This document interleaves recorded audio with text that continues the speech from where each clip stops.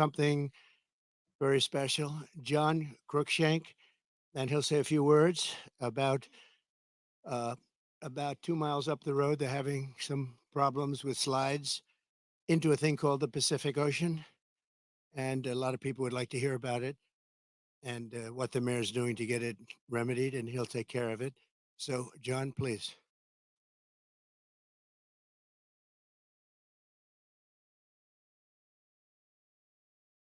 Well, I was only expecting to come speak with the president today, and he's gracious enough to invite me to speak to you all, which is an important moment for the city of Rancho Palos Verdes.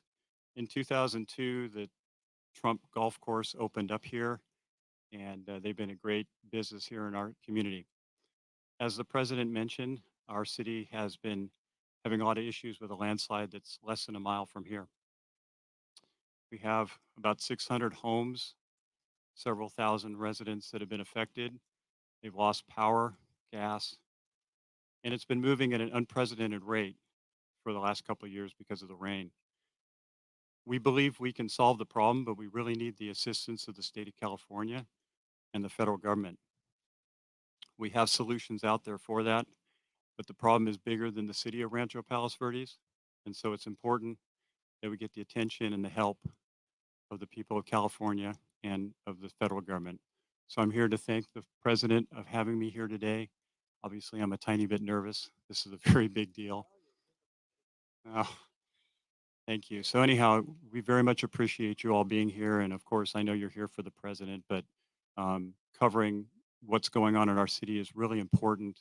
And it's meant a lot to our community of 42,000 people. So thank you so much.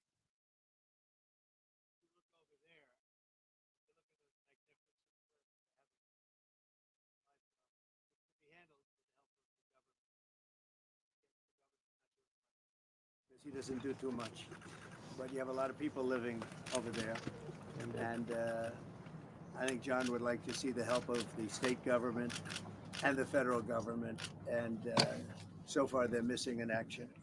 Okay, thank you very much. Appreciate it. This is Trump National Los Angeles, and it's been a tremendous success for a long time. I guess Lily would be 18 or 19 years, I think, right?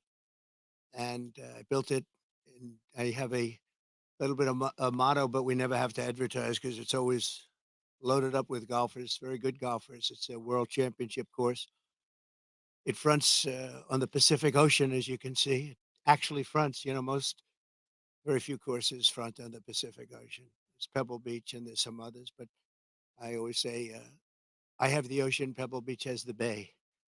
The ocean's better than the bay. And this course is one of the best courses anywhere in the world, and it's done really well, and we've had a lot of fun with it. So it's been great. It's a major property, as you can imagine. We do also lots of weddings and lots of events, and in the ballroom right behind you, and people get married literally on a nightly basis, looking over the Pacific Ocean. So we have something that's very special. We're proud of it. Well, thank you all for being here. Before we begin, I want to express my support for all of the families affected by the landslides in Rancho Palos Verdes. Uh, the slides are something can be taken care of. This area is very solid, but you go down a couple of miles down, you'll see something that's pretty amazing. The mountain is moving, and it can be stopped, but they need some help from the government. So I hope they get the help, and I'm sure John will have the help. And I want to thank the mayor for the great job he's doing. I tell that to the people, what a great job he's doing. I just met with the mayor and especially want to salute all of the public safety and emergency personnel who are working uh, down the road, as well as the utility workers who are fighting to restore service to local residents. It's another thing when you live along the coast. Sometimes that happens. It's a little bit more difficult, but when they fix it, it's there's nothing like it. There really is nothing like it. I'm here today in California with a very simple message for the American people. We cannot allow Comrade Kamala Harris and the communist left to do to America what they did to California. The state of California is a mess with people leaving. and nothing's going to stop them. They're going to other states. Some are going to other countries. But what they've done, Gavin Newsom and Kamala, I'd almost say Kamala more so. She destroyed San Francisco and she destroyed the state. Uh, when you look at the kind of destruction that's taken place, it's all man-made or woman-made destruction too. It's things that should have never happened, but we're not going to let that happen with 4 more years of her in the White House, because if you have what happened to this country as what they allowed to happen in California and San Francisco, one of the great cities of the world 15 years ago, and today it's not in a very good position, to put it mildly, in this state, which is probably the best piece of real estate in the world. The state, you have the sunshine, you have the ocean, you have everything, you have the perfect weather, the best weather, and they've hurt it so badly, so badly. Decades ago, San Francisco was known as one of the most beautiful cities anywhere in the world. A friend of mine, a friend of a lot of the people here, Bob Tish, used to say San Francisco is the best city in the United States, the best city there is. And he passed away a number of years ago, but he wouldn't believe it. He used to always talk about San Francisco as our greatest city. He owned Lowe's, good company, great company. And he would say it constantly. And now you see what's happened.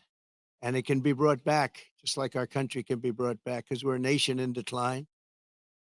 The decline of this whole state is one of the sad chapters in what's gone on with the radical left lunatics that we have to put up with.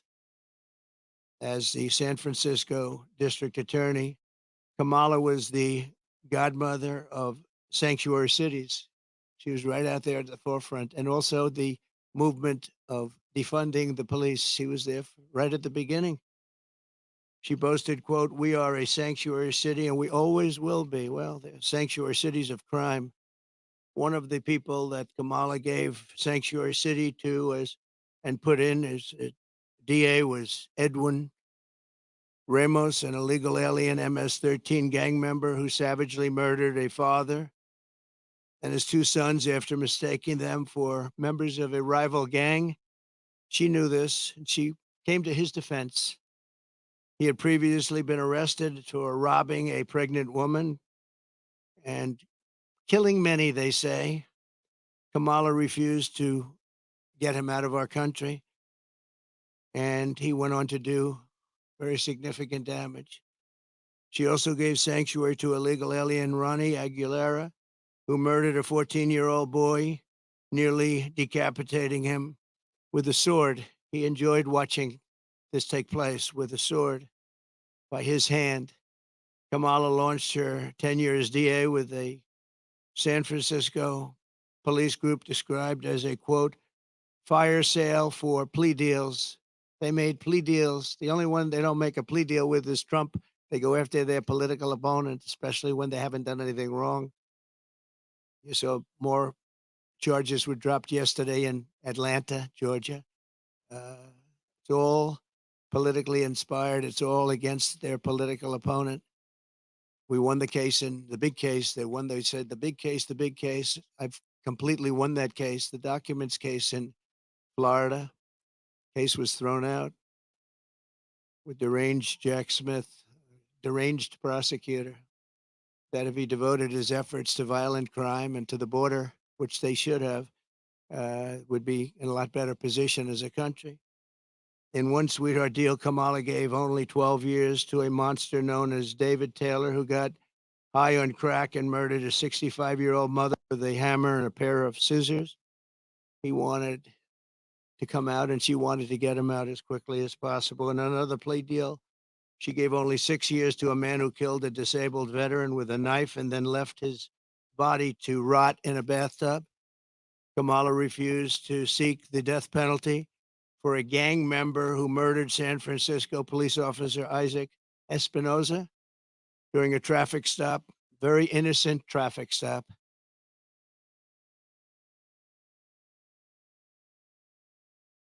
To explain her decision, why would you do this? Why would you give such leniency to somebody that just killed this officer?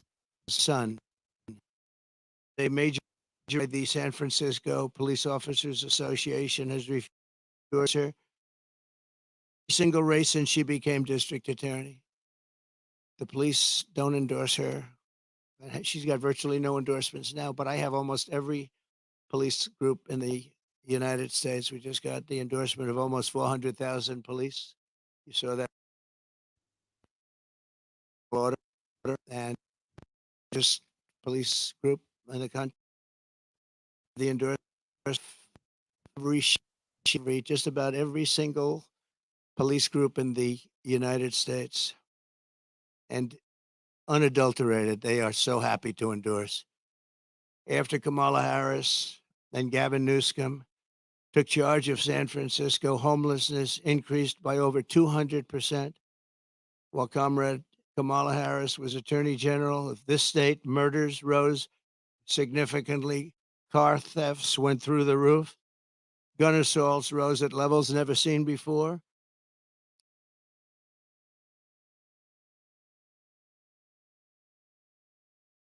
Attorney General, she defined child sex trafficking, assault with a deadly weapon, and rape of an unconscious person as nonviolent crimes. She put them in a new category as nonviolent. Now, as vice president, she's facilitated the largest wave of sex trafficking and human trafficking in history, the history of our country by far. And in case you don't want to write about it, which you should, because there can be no bigger scandal than this, we have, under this administration, 325,000 migrant children are missing. 325,000. In other words, take your biggest stadium in California and you could fill it up 5 or 6 times. Those are all missing children. Many of them are dead. Many of them are sex slaves and slaves of different nature.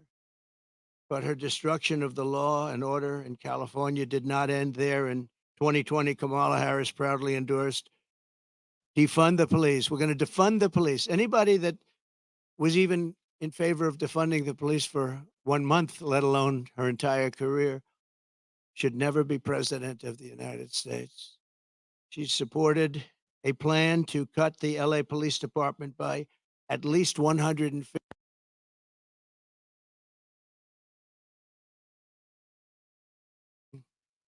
Very significant heights. Today, it's at the highest level it's ever been. Harris also endorsed the Marxist, Soros-backed prosecutor, George Gascon, to be district attorney of Los Angeles. And with Kamala's support, Gascon has unleashed hell upon the residents of Los Angeles, absolute hell. Kamala supported Gascon's decision to stop prosecuting criminals for trespassing, disturbing the peace, making criminal threats, loitering to commit prostitution, and resisting arrest. And these are some of the best areas in your state. They were left alone. They were protected by him, actually protected by him. They've been trying to get him out for a long time, but she helped. And this is where she's coming from as president. This is where she's coming from. This is why all of her policies changed. She was anti-fracking. She was anti-everything. And all of a sudden, she changed. Even the first question she was given at the debate gave one of the dumbest answers. They were asking about pricing and would you be better off today or 4 years ago? Prices have gone up at numbers that nobody's ever seen before. And just the concept of being better off, she didn't give the answer. She talked about when she grew up, nobody knew what the hell she was talking about. And based on the polls, it didn't work because Rasmussen, as you probably saw, just came out and they just lifted me up by 6 points for president, which is one of the biggest increases they've ever had in one little short period of time of a couple of days, up 6 points. And I thought the debate was great. I thought I did very well, but I was fighting 3 people. I was fighting the crazy left radical lunatics at ABC, I think considered the worst, by me, considered the worst broadcaster out there. George Slopadopoulos, that whole group, they're bad. And I lost a lot of respect for David Muir. He came at me with things, and uh, we'll go over it in a second. But I was right about the crime stats going way up. The fact is, the FBI didn't report them, and we're able to keep the stats essentially flat.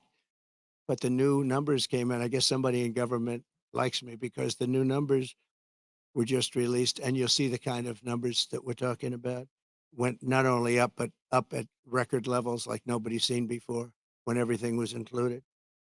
And thanks to Kamala, since 2020, crime and drug overdose deaths here have skyrocketed by 40, 50, and 60%, and murder has reached an all time high. We don't want this for our country. That's why I'm doing this. I don't like doing this, other than I know you all have the nicest view you're going to ever have.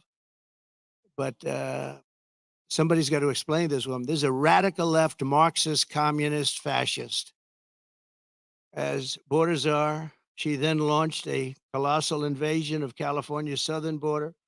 Just yesterday, the Wall Street Journal reported that a Venezuelan gang is expanding its deadly reach in the United States.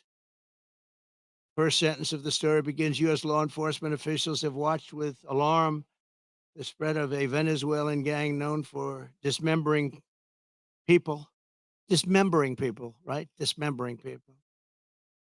From Chile to Colombia, they're all over the place. Now they're in our country.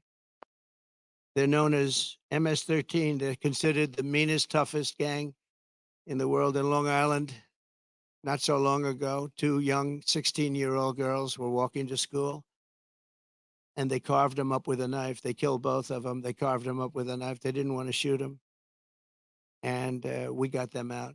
I got them out so fast, and we did a big number. And I wanted to thank ICE while I'm at it, because ICE has been unbelievable. Border Patrol has been unbelievable. And she wants to get rid of ICE. She wants to dismember ICE. She wants to take them out. And if you didn't have ICE, you'd have a problem in this country. ICE would go in. I remember in Long Island with us, they had a gang that was brutal, MS-13 gang. They came out of prisons from different places, and they formed for whatever reason. Long Island seems to be a place. And I'll never forget the scene of ICE going into a rat's nest, they call them when you have a lot of them together, rat's nest. And they walked into that nest, and you just saw arms and fists and feet. Everybody was flying. And 3 minutes later, he saw it. 3 minutes later, uh, they walked out with these guys, dragging them out by their feet and throwing them into paddy wagons and bringing them into jails.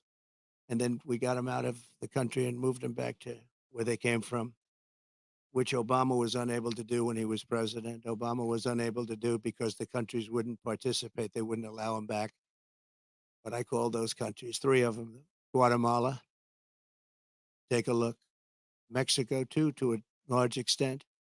And I think probably the worst of all, we had four countries. Colombia was rough. We had four in South America. But the South America is no longer the problem. We have bigger problems elsewhere. Guatemala, a lot of problems in Guatemala, a lot of bad people coming out. We called, I said, let me speak to the president. I told him, you're not getting any more foreign aid. They got $750 million a year. I said, no more foreign aid. Why? Because you send people over in caravans and you won't take them back, and they're criminals, and we don't want them in this country. And you wouldn't take them back with Obama. They would put planes on the runways, big planes on the runways, so you couldn't land the planes loaded up with prisoners. And I said, that's okay. You can keep doing it. We're not paying you 10 cents. And they called me back 20 minutes later, one of them the next day, three countries. And they said, we would be honored to take MS-13 back. We like them very much. We're wonderful people. And we got them out by the thousands and thousands. We got them out. And that I attribute to ICE and Border Patrol. They're incredible people. Not only is Comrade Howard, I mean, if you take a look at this, but not only is Comrade Kamala allowing illegal aliens to stampede across our border, but then it was announced about a year ago that they're actually flying them in. Nobody knew that. They were secretly flying in hundreds of thousands of people. Some of the worst murderers and terrorists you've ever seen. They were taking anybody that wanted to come in. And they're flying them in So when they tell you about their borders a little bit better than it used to be, they only did that for election reasons. Not good, but it's a little bit better. Uh, but they don't tell you that the flights are still coming in here, bringing in thousands and thousands of illegal aliens, and they're being dropped into the midsection of our country because all states are really border states right now. And I'm the border president. I solved it in 2016, probably got elected because of that in 2016.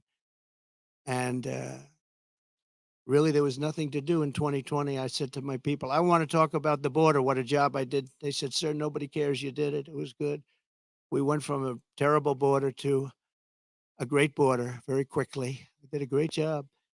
And then I come in and I look at what's happening now. And the only difference is that the border in 2016 was 1/20th what it is now. We have the worst border in the history of our world of the world. There's never been a border like this.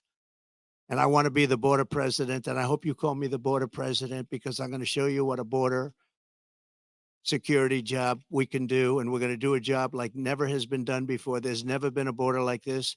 I believe the real number is 21 million people are here, and many are thugs, criminals. And remember this, if you go to South America and if you go to these countries that have taken their prisoners out of their jails to empty their jails and dumped them into the United States like we're a dumping ground, you're going to see their crime rates have gone down by 50, 60, 70, and 80%. If you look at Caracas, Venezuela, they took their criminals and drug dealers and rapists off the street and they dumped them into the United States of America. Dumping ground, they call it. We're a dumping ground for Venezuela because we have stupid people running our country. And you think Biden's bad? This one's going to be worse than Biden. Over the past 3.5 years, Kamala has resettled 500,000 illegal migrants from Haiti into American communities, including over 200,000 who Kamala has illegally flown into the United States by airplane when they couldn't get through the border because the border guards backed up. They were refusing to let them in. They don't want it. They love this country. They're saying, you can't do this to our country. They flew them in right over the top of the border guards, and they're doing it right now. They're doing it right now. In Springfield, Ohio, 20,000 illegal Haitian migrants have descended upon a town of 58,000 people, destroying their way of life. They've destroyed the place. And people don't like to talk about it because even the town doesn't like to talk about it because it sounds so bad for the town. They live there. They're proud. They love the town. For years, it was a great place, safe, nice.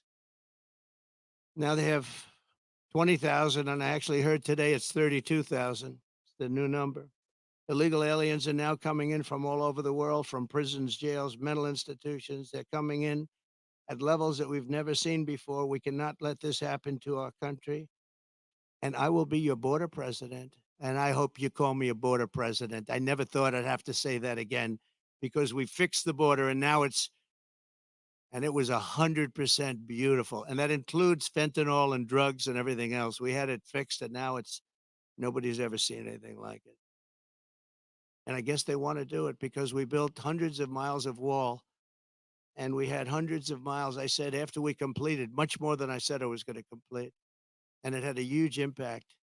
But after I completed it, we had all of this wall to be put up. It could have been put up in 200 miles, could have been put up in 3 weeks, would have been totally sealed and much larger than I originally said, but it worked so well. We were doing so well. And not only didn't they put it up, they sold much of it for 5 cents on the dollar. Very expensive wall, has wires inside of it for technology, uh, hardened steel, hardened concrete, and rebar. They wanted all three. I did it as per the Border Patrol. I disagreed with the look. They said, sir, this is the only way. We had to put a anti-climb panel on top. The panel on top is an anti-climb panel. I said, I don't like the way it looks. They say, I know, but it stops people from climbing. I said, all right, we'll do it the way you want. A president has a duty to keep you safe. Kamala will turn America into a poor, violent, third world refugee camp. It already sort of is. We have elections that are a mess, and we have a border that's the worst of any border ever in the world. There's never been a country ever in the world that's allowed 21 million people to come across in a short period of time. And children and the children of American citizens are at the mercy of barbaric criminals. You take a look at what's happening in Colorado. The governor's afraid to even talk about it. The governor is a Democrat. Colorado, I hope you're going to vote for Trump because you're being stampeded by your own politicians. The governor can't talk about it because he can't go against the policies of these lunatics that want all these people to come into our country without knowing who they are. We don't even know where they come from. As of last week, I was told by Tom Homan, we had 168 countries represented over the last 12 months. In other words, people came in illegally from 168 different countries. Most people don't know there's that many countries. There's more than that in the world. We'll know them all pretty soon, I'm sure. In breaking news yesterday, the premier statistical agency at the Justice Department, you remember where David Muir tried to correct me when I said that crime is rampant like never before. He said, "Oh, no." He said, "Crime is going down." He said, "Where are you coming from?" And you know, you wouldn't have to need a Bureau of Justice statistics to know that crime is worse than it's ever been. And I guess they probably watched the debate and they heard this foolish man, this foolish fool make that statement to me that no, crime is coming down. The FBI said it was coming down. The FBI defrauded everybody because what they did is they used statistics not including some of the worst areas and some of the worst cities. So the real numbers are from the Bureau of Justice Statistics, and they just released it. So I think they probably like me because they wanted to defend me from people that are not smart, from a guy who has good hair, but not as good as it was 5 years ago, to be honest. And released, they just released brand new numbers just out last night, late, showing that since 2020, so this guy, David Muir, was correcting me, the FBI. Now, the FBI defrauded, just like they defrauded on the jobs, 118,000 jobs that didn't exist. The FBI, in this case, defrauded. So violent crime, just out, nationwide is up 40%. Rape is up 42%. Car theft is up 42%. Aggravated assaults are up 55%. And violent attacks on strangers are up much more than 61%. So those are your numbers. See, those are the numbers. Now, I think he corrected me 11 times. Of the 11 times, I don't think he had the right to correct me at all. Didn't correct her once. Like on Project 2025, I have no idea about, it had nothing to do with me. He didn't correct her. He knew that. Charlottesville, nothing was done wrong. All you had to do is read my statement one more sentence and you would have seen that. Sean Hannity, Laura Ingram, Jesse, all of them, Greg Gutfeld, they all took that and they corrected it many times, but they keep coming with the same lies. I'm going to save Social Security and I'm going to make it good. And we're not going to raise the age, just as I did for 4 years when many Democrats wanted me to do something about it. And she'll go around saying, "Oh, Trump is going to do bad things to Social Security." No, she's going to do, because she's putting these illegal immigrants onto Social Security, onto Medicare, and she's going to destroy those programs. And the people are going to have to pay. But I'm going to save them. But David Muir said exactly, I quote, "President Trump, as you know," this is after I made the statement that crime is at record numbers. "President Trump, as you know, the FBI says overall violent crime is coming down in this country." Now, anybody that says it's coming down, when you look at all of the migrant crime and all of the other crime, and this doesn't even include most of the migrant crime. So it's up 55, 65, 75, and 85. One case, one category is up 89%. And these numbers have just been released by the government. I appreciate the person that released them. I think he came to my defense, actually. But the people understand it. In fact, he was wrong. The FBI totally fudged the numbers. And I really believe it's actually a fraud what the FBI did. It's a fraud. And it was a fraud when the administration, I call it the Kamala, because I don't even know who our president is anymore. Where is this guy? They took it away. This was an overthrow of the president of the United States. This was a coup. He got 14, think of it. He got 14 million votes. She got no votes. She was the first one that lost, and now I'm running against her. They went in. I was 19 points up in the poll. I saw their poll. They went up after the debate with Biden. I have debates with everybody. But the first debate, we had two debates. We didn't have one. First, I had Biden, and he was 19 to 21 down. And they went, that's when they went and they said, you can't win. You're going to get out. And he said, no, I'm not. I'm not going to get out, which was his right to say. They said, well, if you don't get out, we're going to execute the 25th Amendment. And he said, like I said, I'm going to get out. And he hates her beyond any, I think he hates her probably almost as much as he hates me. I think he still hates me a little bit more, but he hates her. He hates her. He hates what she did. And, you know, when they talk about democracy, well, that's not democracy. He had 14 million votes. She had none. And she was the first one out of the 22 people or so that ran as a Democrat. She never made it to Iowa, first state. She never made it to Iowa. She was the first one out, and now she's running. So you tell me how that works. They wanted to be politically correct, that's all. But we're not going to let her destroy our country. In fact, the David Muir character, he's lost so much respect. Everyone's talking about him. He's a joke. And ABC News is a joke too, but most of the fake news is pretty much of a joke.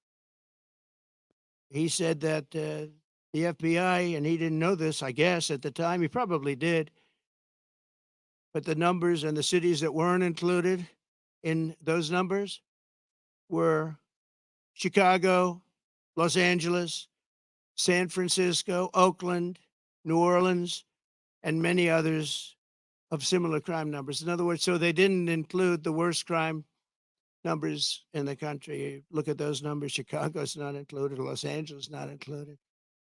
So they could say the numbers are flat, but they didn't include the big boys.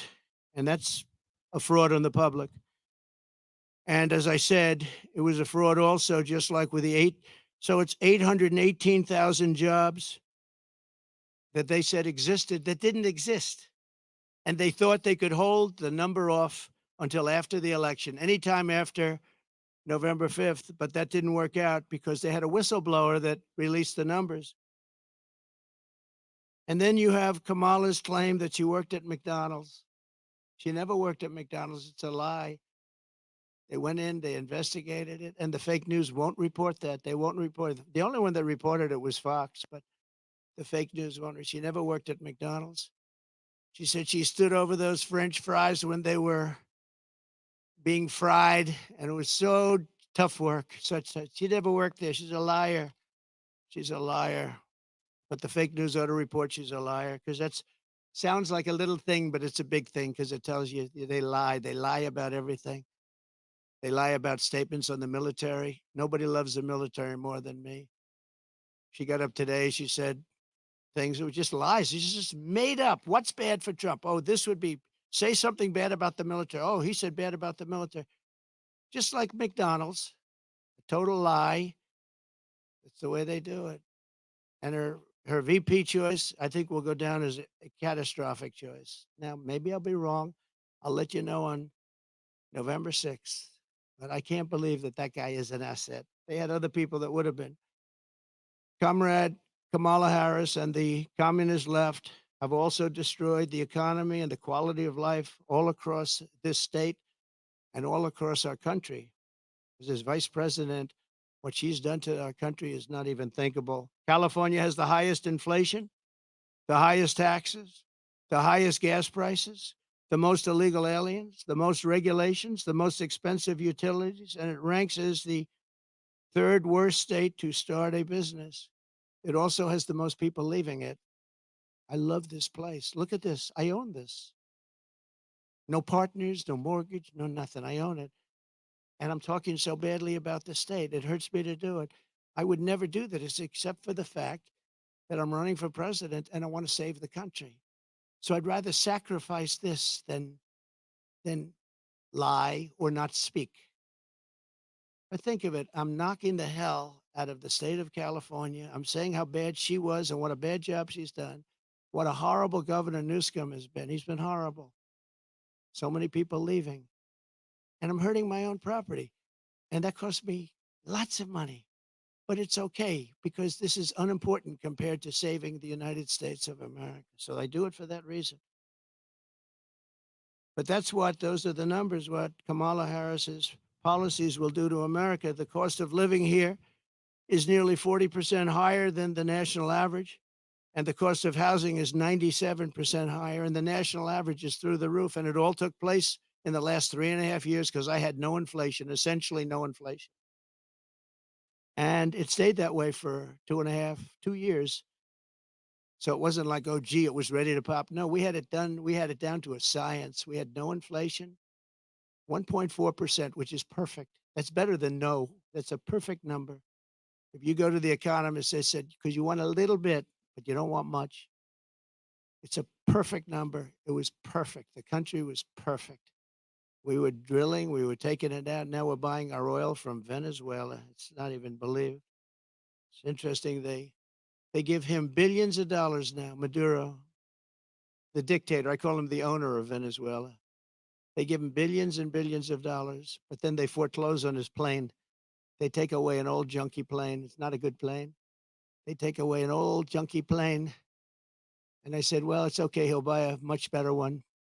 We give him, think of it, a country takes away his airplane, but pays him billions of dollars for their oil, which is the worst oil on the planet. It's tar. And it has to be refined. There's only one plant in the entire world that can refine that junk. And you know where it's located? In Houston, Texas, for the environmentalists. So Houston, Texas is refining tar, and that stuff is going up into the air. It's the only place in the whole world that can refine that very bad stuff. The state is rapidly going busted with a record $68 billion budget deficit last year, $68 billion deficit for a state. And the government is so incompetent that it costs 1.7 million to install a single public toilet in San Francisco. They built a toilet for $1.7 million. And it's not even nice. I saw pictures of it. I built this whole thing for less than that. Unsurprisingly, more Americans are now leaving California than any other state in the union, and over 500 companies have left since 2020. It hurts me to say it. Look, I have this unbelievably valuable asset, and here I am knocking the hell. I'm sitting here thinking, and I know this, I've known it for every time I speak badly of New York. We have a very bad attorney general there. She's a political hack who got elected saying, I will get Trump, I will get Trump, I will get him, Letitia James.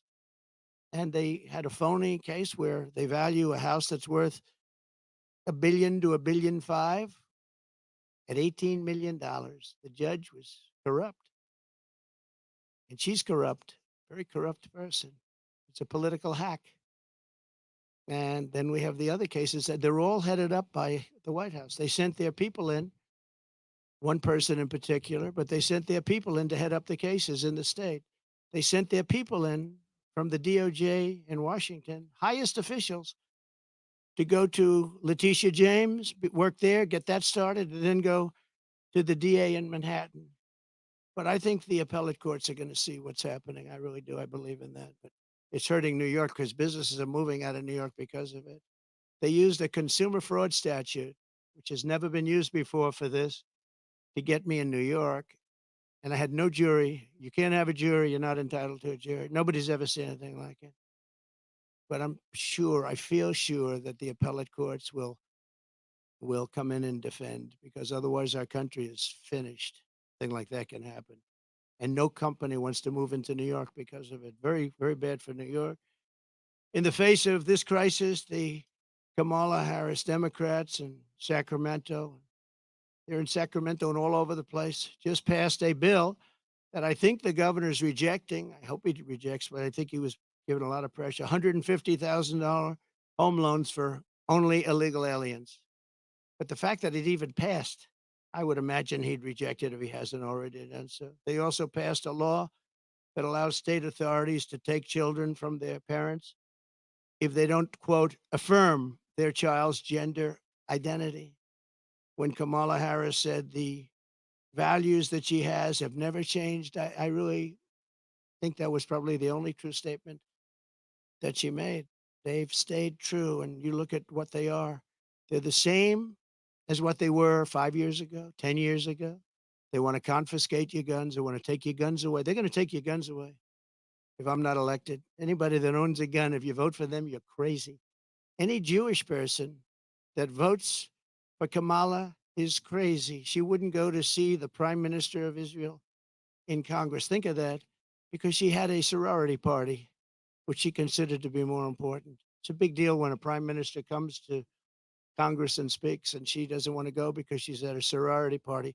But that wasn't really the reason. The really reason is that she hates Israel. And I say that Israel will not exist in 2 years from now if she's elected president. And she'll be very happy if that happened. Israel will not mark me down. You know, they have a hat, and I didn't put it. They say, you know, Trump was right about everything. I've been right about everything. So I end on that, and I just want to say that I'm going to hopefully be elected. Polls have gone way up since the debate. I'm going to be reelected and come in for a second time. We did, as I said, much better the second time than we did the first, but some bad things happened. But we're doing it now. And more importantly, I'm looking to the future. We're going to make our country bigger, better, greater than ever before. We're going to turn it around.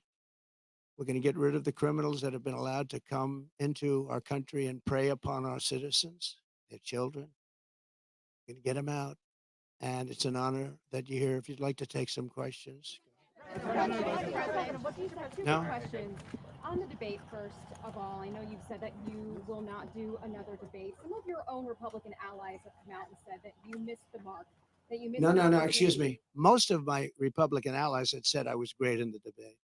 You're just like, you know, a lot of other people at Fox. Well, why don't you say most 94% of the Republicans said I did phenomenally in the debate. Some said that I could have been tougher. I don't know how I could have been tougher when I said he's the worst president and she is the worst vice president in the history of our country. 94% of the Republicans, and the only one that wouldn't would maybe a Mitt Romney or somebody like that. But we've gotten great praise for the debate. And based on the polls, like Rasmussen being up 6 today, the first poll out, based on the polls, obviously, I did well in the debate. Also, based on the debate polls, where I sometimes had, in one case, 92% win. So, you know, look, you come from Fox. You shouldn't play the same game as everybody else. Go ahead. Go ahead. What would you say to your Republican colleagues or your allies who are concerned about your close relationship with Laura Loomer? Well, I don't know what they would say. Laura's been a supporter of mine, just like a lot of people are supporters, and she's been a supporter of mine. She speaks very positively of the campaign. I'm not sure why you asked that question, but Laura is a supporter. Uh, I don't control Laura. Laura has to say what she wants. She's a free spirit. Well, I don't know. I mean, look, I can't tell Laura what to do. Laura's a supporter. I have a lot of supporters, uh, but I don't know what exactly you're referring to. That's okay. Yeah, please. I just don't know. Laura's a supporter. I don't know. She is a strong person. She's got strong opinions, and I don't know what she said, but that's not up to me. She's a supporter. Please. Traveling with you on your plane. Okay. A lot You of had people do. It's a she's very been big traveling plane. with you. She made racist remarks about your opponent. She also espoused conspiracy theories about 9/11.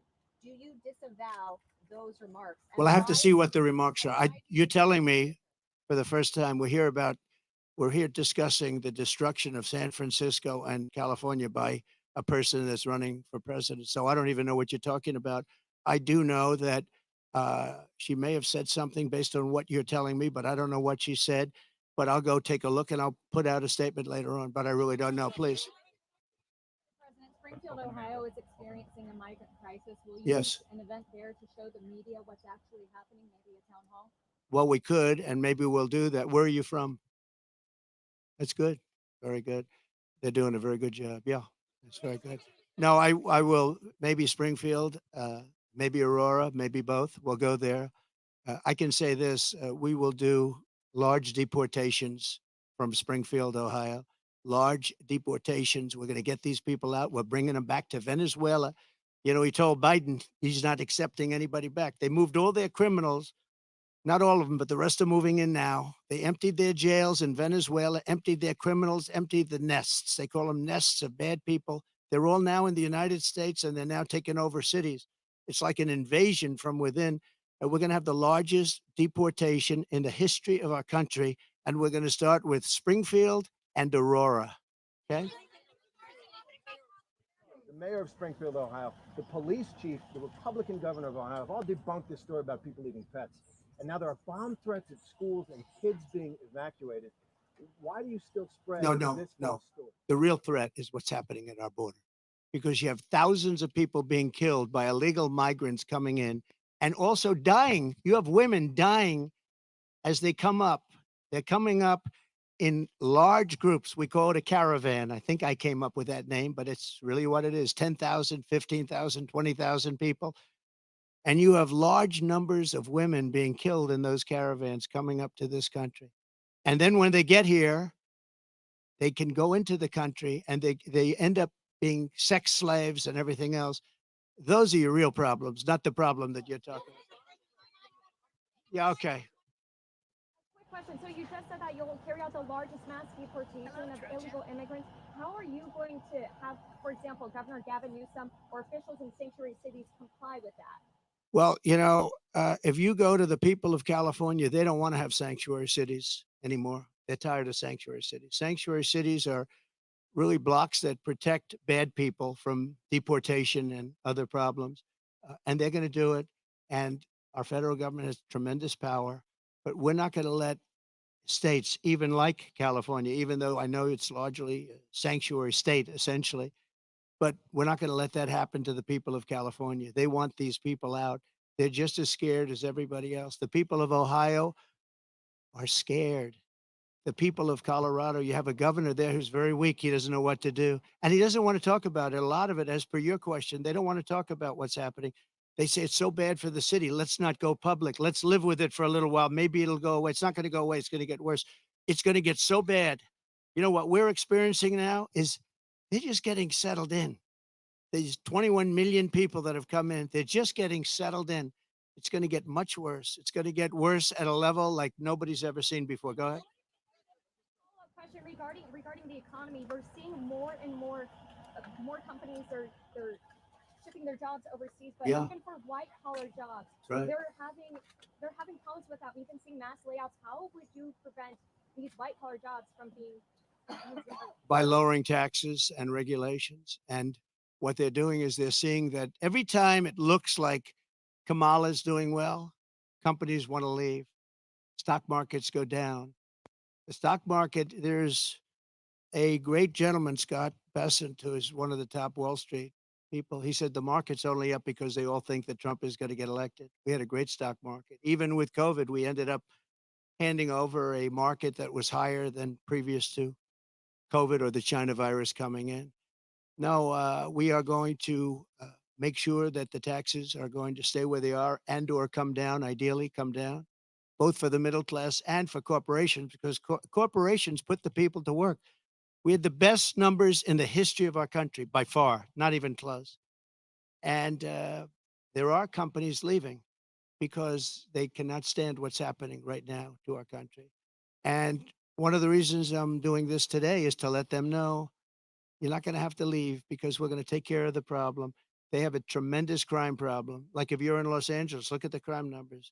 And then you have the FBI lying about the numbers, saying the numbers went down. But anybody with common sense know the numbers are through the roof. I didn't know they were as high as they are. But think of it. How good is a person from a government agency that would release the numbers when they saw that I was unfairly targeted by ABC, and you could say by the FBI with false numbers. So I mean, I have great respect. I have to find out who that person is or who that group is, but I have great respect. Go ahead, one more.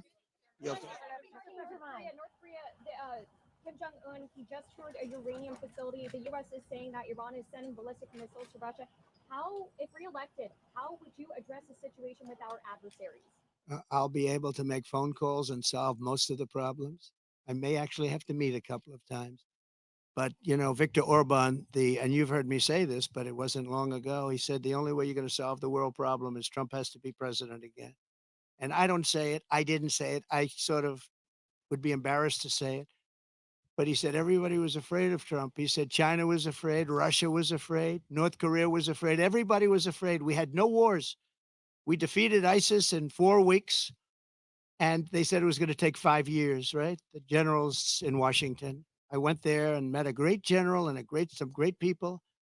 And I said, go to it. And he took them out in 4 weeks, 100% of the ISIS caliphate. I flew there. I flew to Iraq, to the field, and they took them out in a very short period of time, short order.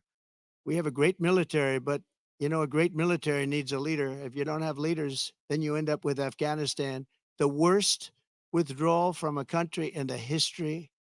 Look, I've gotten to know great people. I went to Arlington at their request, and I stood and I was with them for hours. And I stood with them. They did a ceremony, and then they asked me if I'd go down to the graves of their children. They called them their children, that they always will be their children. And there were tears all over, as there should be. And they said, sir, could you take pictures with me by the grave of my son, in one case, a daughter? And I said, I'd love to. And I took pictures with them for a while, and then I left, and that was it. And I got home, and I got a call from the people in the campaign. Sir, the Biden people are saying that you did this for publicity. If people knew how hard it was to get there, because I was coming from a location that was very far away, and yet they were having the ceremony, and I really felt, I had them up to Bedminster, most of the family members, and I got to know them. They're great people. Their sons and daughter, just as though Kamala shot them with a pistol in her hand or his hand, they were killed by Biden and Kamala. They were killed. They should have never left from that airfield. They should have left for Bagram. We should have never given up Bagram. Bagram now is controlled by China. The reason we shouldn't have given it up was not because of Afghanistan. The reason we shouldn't have given it up, 1 hour away from where China makes its nuclear weapons, and I wasn't giving it up. We were getting out quickly and effectively. I'm the one that got the numbers down to less than 5,000 soldiers. But I would have never left unless they fulfill their obligations under an agreement. I had a wonderful agreement, but the agreement said you have to do this, this, this. They didn't do 3 of the first 5 things. So therefore, they would have done it. Abdul was the leader, and he wouldn't have done it. And he would have never done that to us. And just in finishing up with that, and I appreciate the question, actually, but in finishing up with that, for 18 months, spoke to Abdul over the phone. For 18 months, not one American soldier was shot or killed. Not one American soldier was even shot at. Abdul understood. Don't do it. I said, don't do it, Abdul. Don't do it.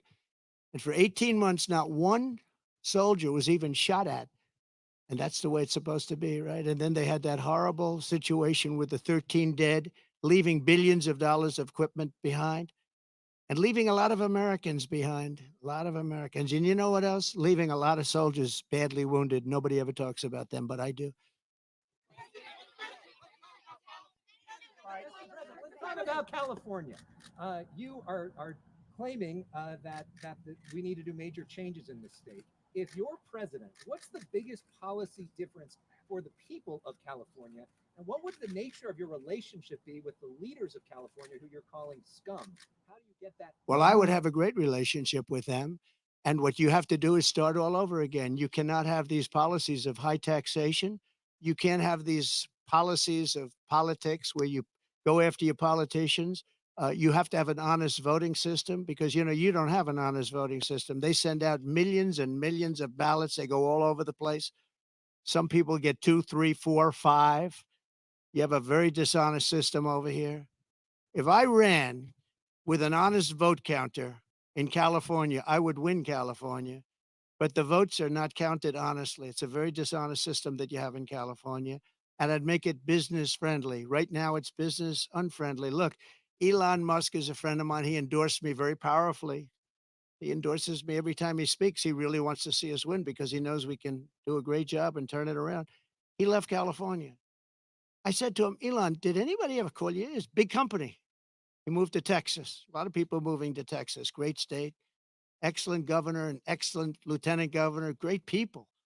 They love entrepreneurs. They love the people that live there. They want to keep their taxes low. Taxes are way too high here.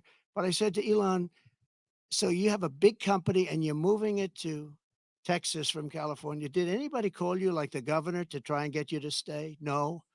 Did anybody see you, write a letter, do anything to try and keep you to stay? You have thousands of jobs. He said nobody ever called. There'd be so many things you could do. This would be the easiest place to turn around if they knew what to do. Look at it. I mean, look at the weather. We're standing out here on the Pacific Ocean in the most beautiful weather. A lot of states don't have weather like this. They don't have Pacific Oceans. So it's many things you could do, but you start with lowering taxes and making it friendly. But think of it, Elon Musk, a great guy, brilliant guy, big company, lots of jobs, leaving. Nobody even calls him to try and get him to stay. I would have been on him.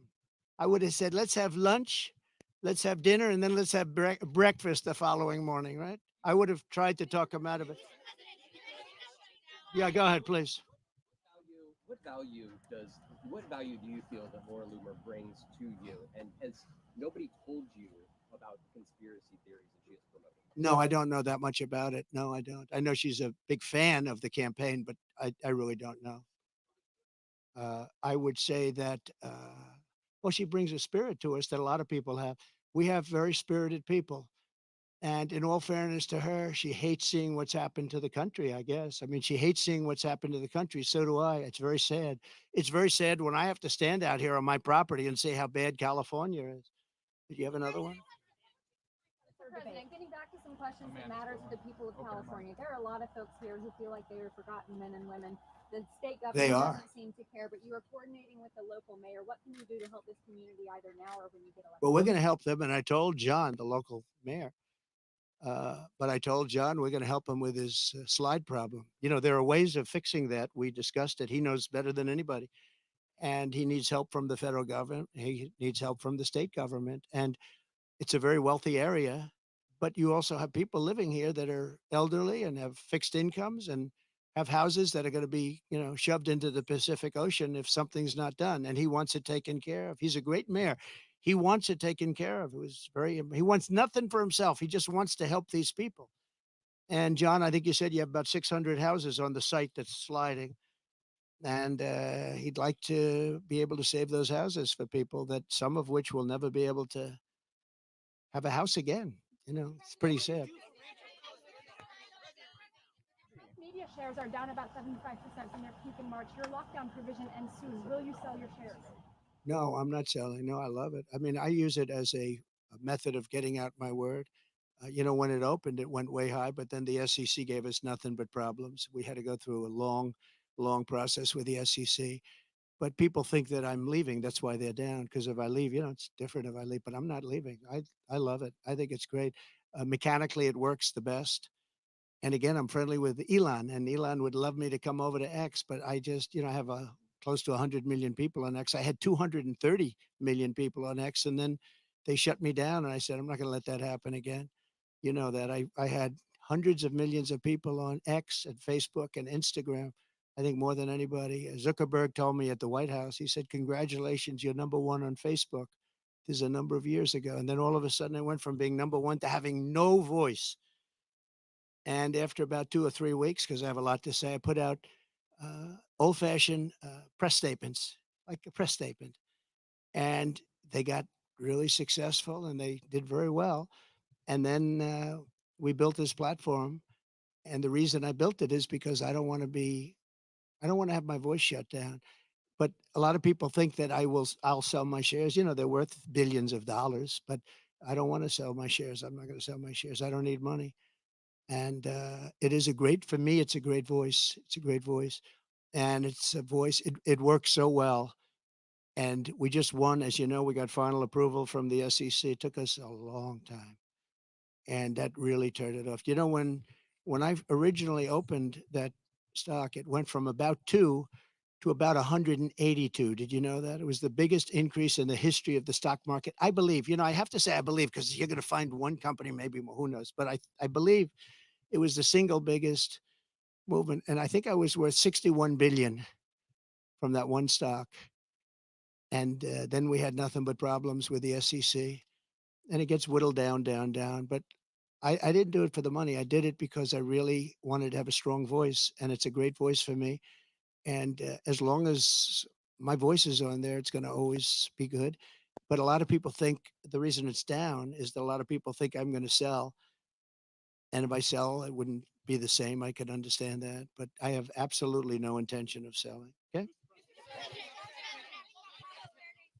Started talking about this community of Palos Verdes. You talked about California. We have fires raging to the east, just I a couple agree. miles I from here. agree. What will you do to help people in this state whose homes are being damaged again and again, or are falling, off of these cliffs right behind us here, Yeah. or burned down, or for the people across the country whose homes are jeopardized by Okay. natural disaster? This is my favorite question of the day. You're asking me what would I do for, let's talk California first. Is that okay? Do you mind? So I was riding with Devin Nunes and some congressmen 4 years ago. I was riding up north in California, and I looked at these fields. They were massive. I was telling John, right? It's my favorite question. I love that somebody would ask me this question, and I never told you to do it, right? Who are you with? Good. Spectrum. It's good. New, hot, right? It's hot. It's doing well, but that's because you ask good questions. So what happened? I'm saying why I look at this field and it's massive. And in the middle of the field is a little spot of the most green, plush land you've ever seen. I said, and then I'd see another one, another one. These little plots, like 1 and 2 acres, and you'd have 1,000 acres that's barren and dead and dark. And I said, what's the problem here? What is that green acreage? You know, the soil is unbelievably fertile, but they have no water. I said, so do you have a drought? No, we don't have a drought. We have the water is cut off upstate, up in the north. You know that? And the water, in order to protect a certain little tiny fish called a smelt, they send millions and millions of gallons of water out to the Pacific Ocean, way up north. Never even gets close to here. And you know, in Los Angeles and Beverly Hills, all these rich areas, they want to give you like 38 gallons of water to use. You buy a house for a lot of money and then you're allowed to use 38 gallons of water. But you have no water down here. And the reason you have no water, you have the canals. The reason you have no water is because Gavin Newsom didn't want to do it. I had it all done. I had the Department of Commerce at the time, believe it or not, they're the ones that rule on this particular issue. So you have millions of gallons of water pouring down from the north with the snow caps in Canada and all pouring down. And they have essentially a very large faucet. And you turn the faucet and it takes 1 day to turn it. It's massive. It's as big as the wall of that building right there behind you. And you turn that and all of that water goes aimlessly into the Pacific. And if they turned it back, all of that water would come right down here and right into Los Angeles. They wouldn't have to have people not use more than 30 gallons and 32 gallons. They want to do that, they're trying to do that. And you have so much water, and all those fields that are right now barren, the farmers would have all the water they needed. And you could revert water up into the hills where you have all the dead forests, where the forests are so brittle, because no place is like California. I go to Austria. The head of Austria tells me, we have trees that are much more flammable than what you have in California. We never have forest fires because they maintain their forests. And you have all that water that could be used as water, what they call water flow, where where the land would be damp. And you'd stop many of these horrible fires that are costing billions and billions of dollars by the federal government, et cetera. So one thing I'm going to do for California, vote for me, California. I'm going to give you safety.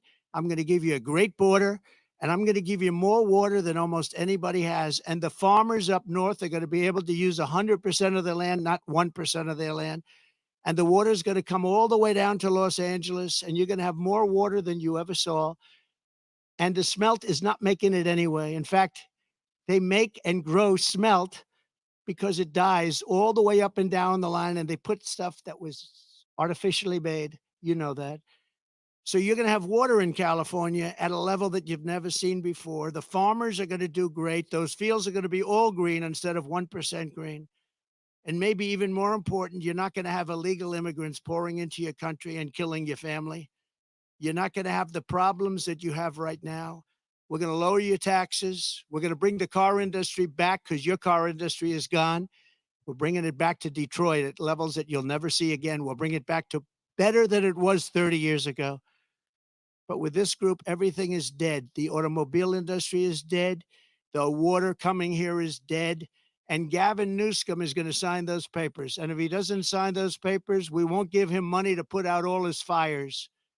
And if we don't give him the money to put out his fires, he's got problems. He's a lousy governor. And he treated me very nicely, and I treated him very nicely when I was president. But he's done a lousy job. But there's a case. I said, Gavin, will you sign? It took him like a month and a half or 2 months, and then he decided for political reasons. And then we got hit with COVID, and we had to solve another problem. But you're going to have so much money, Mr. Mayor. You're going to have so much money from economic activity and growth.